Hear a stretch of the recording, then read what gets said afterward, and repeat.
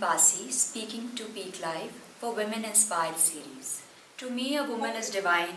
I think every woman has supernatural powers. We have the powers of a superhero. We are able to do so much. We are a mother, a wife, a homemaker, a daughter. We are actresses, we are dancers, we are artists. I think women are just really special. And I think each woman needs to be celebrated every day, not just on Women's Day. Hi, this is Parineeta Sethi and I'm here today with Shalini Passi, who is our PEAKLIFE Women Inspire series lady. And she is an artist, she is an art curator, she is a collector, she is a travel aficionado, a photographer, a philanthropist, and the list just goes on. So Shalini, today we are so happy to have you with us on our PEAKLIFE Women Inspire series, which celebrates remarkable women like you who have made a change and who are inspiration to everybody around us. Thank you for being with us, Shalini. I am so grateful for you to have acknowledged all that I have achieved and done, and there's so much to be done, and it's women like you who support us and all our friends that we are able to carry on. So tell me, what is an ideal woman for you? Well, an ideal, I've never really thought about that. I think all women are very complete in themselves. You know, whether if she's a mother or a wife or they play so many roles, they wear so many hats, the women. I think each woman is complete in herself. I don't think they need to do anything. If I were to say a complete woman would be someone who's able to balance work, family life, as well as add something to the society, and yeah, I think that would be a complete woman. That sounds like a perfect woman to me. So how do you perceive women in art, both contemporary and traditional art, since you're such an art aficionado? Women have inspired artists, writers over centuries, but she has played the role of a muse. But I think for me, a contemporary woman, what I would like to see women is the one who's actually creating, because we are actually creators. We give birth to, without us, mankind would not survive. And whereas in art and literature, women have always had this role of a muse, even in cinema. Over centuries, women have been marginalized, not just marginalized, but left out of history, whether it was Renaissance. So there were no women painters. It was very sad. Whatever craft women had access to was titled craft. So if women do embroidery or tapestry, that was taken as a craft and not high art. So women have been marginalized from time immemorial, and I think finally the contemporary art scene and film scene and other arts are realizing the importance of putting women's work forward, because that is what we need to do. And there's been a conscious effort by museums all over the world, by art communities all over the world, to not just include but to highlight. The Venice Biennale 2020 by Cecilia Almani, Milk of Dreams, had 213 women artists from all over the world showcase their works, and it was just phenomenal. I have been inspired by so many women artists who have created thought-provoking work, like Marina Abramovich. I mean, the list is endless. Their work not just is a dialogue or a commentary about the contemporary woman and her life, but also about the male gaze, about how you have to be a nude to enter a museum, whereas a woman's body is what has inspired all these paintings. But where are the actually women? They are always objectified. Even today in cinema, women are objectified in ads. So it hasn't changed, but the more we speak about it, the more we put it out there, things are bound to change. Now that's very impressive, because it's actually women like you which will lead the change. So do you have any piece of art which is very close to you or which exemplifies women?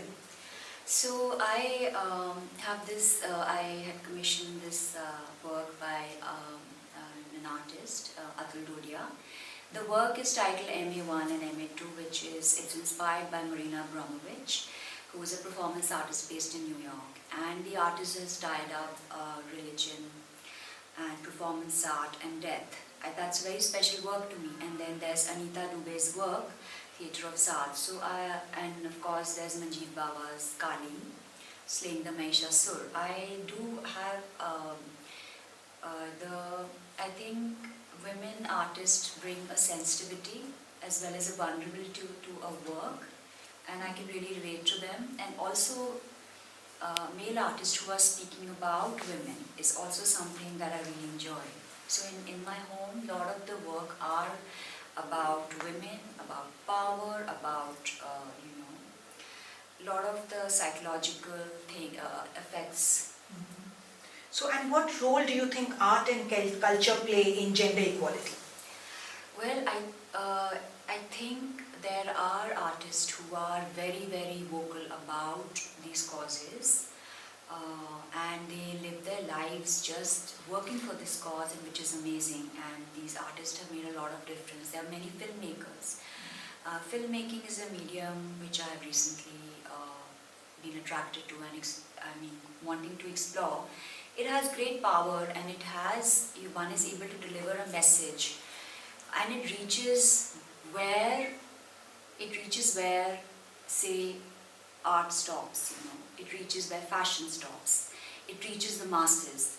The medium of cinema is actually a medium which can really make a change, but the filmmakers and the film industry has to be ready for it. They have to be, they are amazing filmmakers who are doing a phenomenal job, but we need more people. These kind of messages have to be in every film, because we need to there has to be a revolution. We cannot slowly, like over the centuries, it's so painful and it's so slow. It has to be a revolution. If we want things to change, it has to be done at a very large scale. Very, very large scale. So what do you think are the most pressing issues which women face and which can be addressed both through films and otherwise? I think the most pressing, forget women in the workplace. Of course, there's the glass ceiling, there's salary. I think what a child faces in her own home. Right. Is the main issue here. I've heard stories, I've seen, all over the world, not just India. I think India, we are like so much better than what we were 40 years ago, but all over the world, the stories that I hear are just nerve-wracking. I think it starts from the home, and it's the women who don't support the women, which is very sad. If the women just started supporting the women, we would not need the men to do anything for us. So agree with you on that, yes. So in terms of, you're a philanthropist, how do you think you can contribute towards empowering women? Well, I would love to maybe do films, awareness. I think awareness and storytelling. I think storytelling is something which can change people's lives and which can change people's mind, which we can influence people. Storytelling in a way which people are wanting to see, and you give a message which gets imbibed in them. You can't, like if you hold a poster and you stand there, it does not have the same effect. It's that you have to make these ideas seep into the psyche of the society. Right. So have you in your field had to face any discrimination or gender bias? Honestly, I don't think about all these things because I was born in India, which is really amazing. We have very good, we have rights. We can vote. I was born in Delhi. I went to a really good school. I'm grateful for the environment that was provided by my parents and my family. But it's always a struggle because it wasn't so much just being a woman, which was difficult. It was being someone who was considered beautiful, because that became when people saw me, they just saw that I was beautiful or well dressed. It takes them a while to understand the person behind it, or the years of study, or the years of whatever that I actually am. And many times I'm telling people, I might look like this, but I don't think like this. So That's an interesting one because because obviously people just judge you, like forget being being put down as a woman, because I'm born into a privileged family, so I had the privilege of doing whatever I wanted to do. I was brought up in a very conservative family, um, but still, like my parents were very protective, and rightly so. I mean, it was a good thing, and but it was more about being good looking, which was actually. So there were times when I would dress down completely and wear a size 14 and to be taken seriously. But that was when I was much younger, and I wanted to be taken seriously. But then I said, you know what, this is a gift. yes, exactly. And I have to celebrate beauty in whatever God has given me. So what is your advice to the modern Indian woman? Well, live your life, take risks, learn every day. If you are working all day and with your family every day, take out time for yourself in the evening when you're done with your work and your family and the children and the in-laws, and study something that you always wanted to do or you missed out, because life will give you an opportunity to go back to it. And every day, it's like, every day you learn a little, it's one step by one step, and then you never know, your dream might come true, Yeah, so live your dreams. Live is your what you're dreams, saying. don't give up on whatever dreams you have. And things do come your way. Don't lose sight of your passion, don't lose sight of your goals, do things for yourself, do things that make you happy. But if you're happy, you're going to make everyone happy around you. So That's great advice. So we all know that you're a great travel aficionado. You love traveling and you've probably been all over the world. Tell us, what do you think travel does to a person? for me, travel is about learning. For me, travel is about exploring the culture of a place and understanding the people, the history. Because I love history and I love architecture. So for me, it's about architecture, like on the number one thing. Of course, about the landscape, then about the clothes, the textile, the people, the culture, the arts of that place, stones, jewelry. For me, it's also about, early I was very much interested in food, so I used to cook a lot, so, but now I don't, because then it becomes too much and I put on weight. So food is something I've gone off completely, like I eat just very simple meals to sustain myself.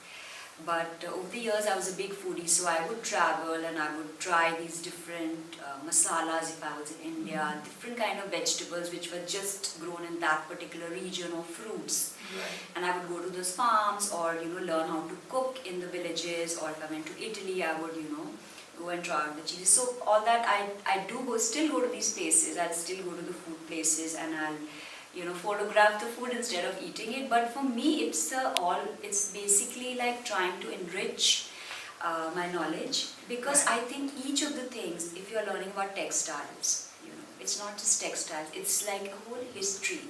It's different in the Middle East, how they do it. It's different in Egypt. It's different in Africa, that how they weave, how they dye, what is available to them. So a carpet is not just a carpet. It's so historic. It's like, if it's wool or silk, do they have access to silk, and why do they have access to silk? So there's a whole story behind an object. It's just, now people see it as an object, but it's not an object.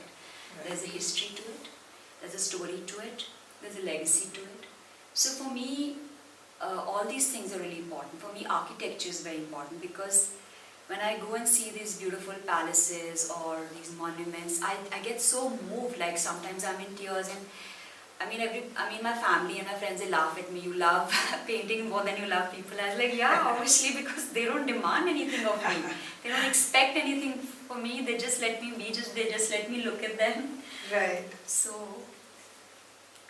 Okay, so you're saying that basically you like to experience the place when you go. Yeah, okay. in a complete form, Okay. I go skiing, I love scuba diving, I try to do, explore in everywhere. So, and would you like to tell us which is your most favorite destination to date? So during the pandemic, I traveled all across India extensively. I was writing for a couple of travel magazines as well as my personal blog, and also shooting for a lot of fashion magazines and lifestyle magazines. And I took this project on to go to all the places in India where I wanted to always go and hadn't been. And so for the first time, I went to Leh Ladakh. And I promise you, I have traveled to, like, I think Leh Ladakh is 1, and then everything is 10. After that it would be 10th. I have never been to a place that is so magical and beautiful. I could live there forever. Like, the landscape, like if you just walk or in the car, the landscape moves with the light, because, you are like in this area which looks like Mars, and like this grey mountains, and then there's suddenly snow, and then there's suddenly this forest, and then you'd spot a monastery at the top of the hill, and then there's no way to reach it, but I want to go there, so I walk up, and everybody else refuses to go, so they're sitting in the car, and then the sanskar, it was magical. I saw one yak, and I went crazy photographing it, and the drivers kept telling me कि आगे चलते हैं ma'am, आगे नहीं, ऐसे मैंने याक पहली बार देखा है, like मैंने पहली बार याक देखा, एक बार बचपन में देखा था कहीं मनाली में या कहीं, तो मेरे को फोटो लेना है, so they said नहीं मैम आगे चलते हैं, so I didn't listen to them, sat in the car, we crossed the valley, there were thousands of yak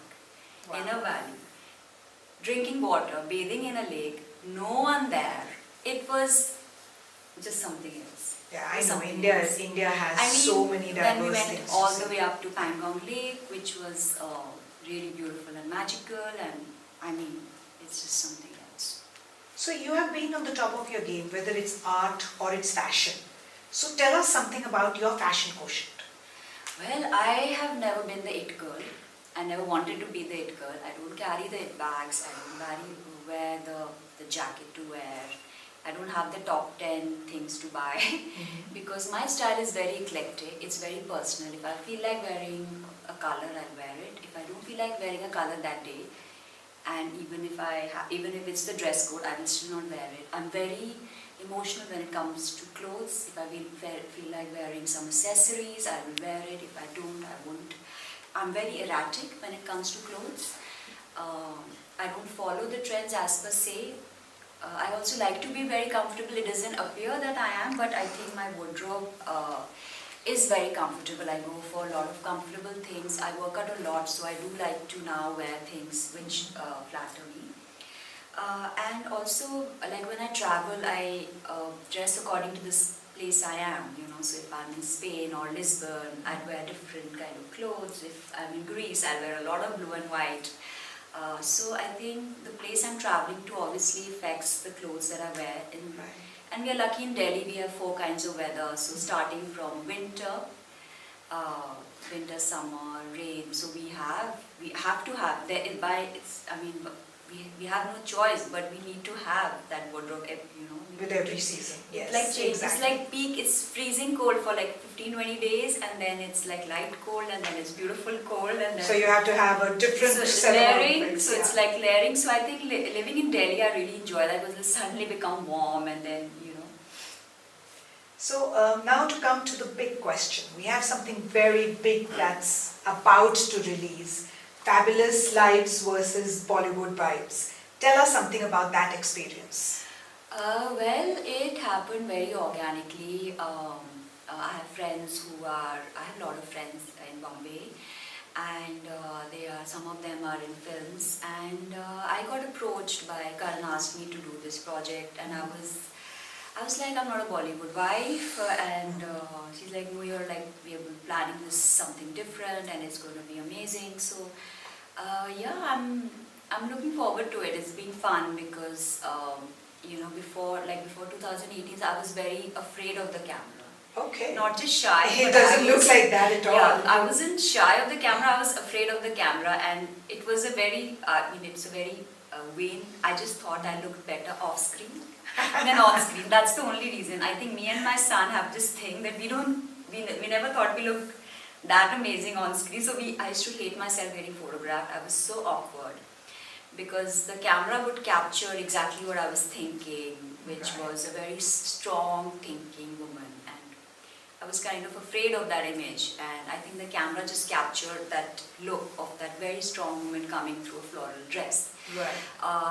Maybe that intimidated me or whatever it was. Anyway, so post 2018, I decided to do a lot of shoots, and now this thing is happening. So it was fun. I'm trying to,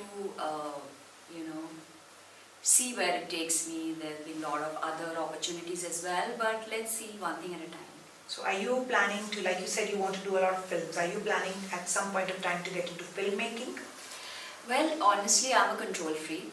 So I don't think I can stay away and not get into filmmaking, because I do like to control things, and I like to make my own mistakes, honestly. If I believe in a project, and I do have a lot of ideas, like, I want to do a film on women artists. Okay. I'm very keen because I read a lot about marginalization of women artists not being, now of course they are, but still there are very few of them. So I want to make a film on women artists, especially South Asian women artists. And that's something that I'd like to do. Maybe do something on Amrita Shergill, maybe Mrinalini Mukherjee. So these kind of projects. But I have been in talks with people, and sometimes they say things like there's not enough audience for all this. Then I'd love to do a travel show as well, because I think this is something. But then it's very sad, because when you speak to the people, they say we don't have enough audiences for these kind of shows. So then it comes down to actually building an audience for these things. Right, of course. And then it's like, if I'm doing it for passion, then might as well, do it, and then till we do it, we obviously cannot create an audience. You don't know till you actually do it. Till you don't give it to them, they wouldn't know that they want it. Yeah, right? and the audience is very evolved these days. Yeah, so it's one like cannot fashion. just- In fashion, people are making all these crazy statements and doing these amazing, innovative works. And till they're doing it, the clients don't know whether they want it or not. And when they see it, they are lapping it up. So I think that I think that cinema has already taken that risk with a lot of their other things. And I think somebody from the arts needs to take that initiative. So I think, yeah. So have you ever been affected by conventional beauty standards, and have you ever tried to, be part of it? I have always been conscious about my nose. Okay. I think you have a lovely nose. Well, I was very conscious of laughing, because I thought I'm an artist. So proportionally when you draw the face, so my face, actually my nose is quite, I should have almost a finger here, but it's too long. Okay. So because I'm an artist, I know these proportions. So I'm very, very conscious about my nose. So I don't smile. It takes a lot for me to actually smile or laugh, because I feel very conscious about my nose. Because when I smile, the nose looks even Do you bigger. still feel conscious? Now the thing is that, I wanted to, in fact, I wanted to do something to my nose, but I didn't end up, because I read an article that the nose actually defines your character, Okay. And because from the nose you can tell the personality of the person. So it's either I let go of my nose, but then I didn't, and then the nose is still there, but it's there. So I was conscious about my nose, one. I used to feel very conscious, because people used to say, oh my God, you're so fair. And then back in the 90s, everything was about bronzing, and everybody's like, oh my God, it looks really ill that you're so fair. So then I got very conscious, and I just started wearing full sleeves clothes, because I didn't want people commenting, oh, you have porcelain skin, you should bronze it. And especially when I went to Bombay, everyone was bronzed, and so then I didn't feel it, but I was like, listen, this is my skin tone. I can't change my skin tone to bronze, because I'm not bronze. That's not my look. There were times that people told me that your hair is too dark. Your hair is too dark. You should color it and highlight it, and everyone was coloring it. And I did think that, it looks softer, but I just don't have the time to color my hair. This is my natural hair, I don't color it. I mean, I'm lucky I don't have... all these things, and then the thing is, for me, it's also about time. Like, for me, like, I want to do so many things. Like, if I'm not shooting, I'm working out, I'm dancing, I'm learning how to sing, I paint, I photograph, I go to so many, like, I travel all over the world, and in India, I go to temples, like, and then I have UNICEF, so I am the champion for children for UNICEF. So my life is very full, I don't have the time to sit and get hair color done for, like, I don't know, 2-3 hours. Right. And or get a blow dry done all the time. So sometimes I just put oil in my hair and I walk out and say, oh my god, you're wearing gel. I'm like, no, it's oil. And now my friends know it's oil, and they're like, if you put oil and I came to my party, I said, it's looking like gel, not just gel. Yes. And also I think it's also about creating this whole thing. So it's also about like just being comfortable with what you have, and also the appearance of things. Yes. So And it's about being comfortable with what you are. Yeah. That's it. That's it's the about most important comfortable thing. with discrimination is what something you had brought up.